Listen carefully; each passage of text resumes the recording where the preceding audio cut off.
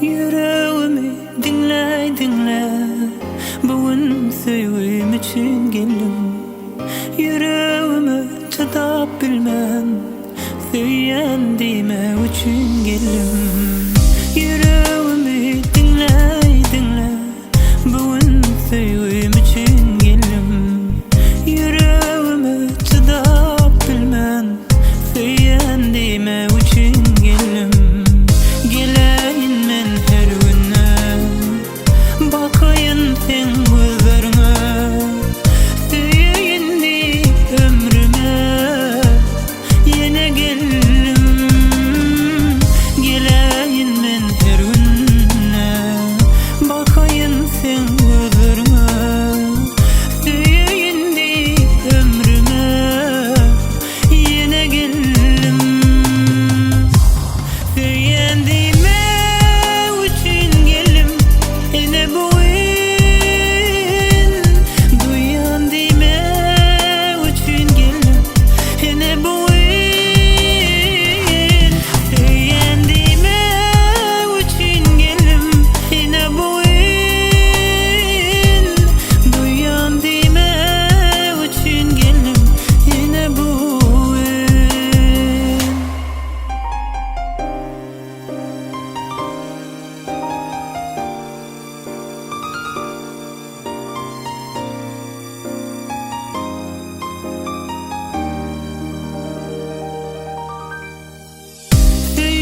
Hem derden beter, men üçün bir sözün yeter.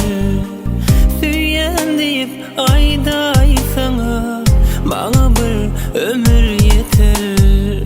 Söyyen hem nelerden beter, men üçün bir sözün yeter.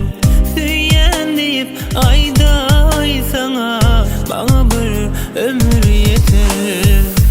Geleyim men her güne, bakayım sen gözlerine, seveyindi ömrüme, yine geldim. Geleyim men her güne, bakayım sen gözlerine, seveyindi ömrüme, yine geldim.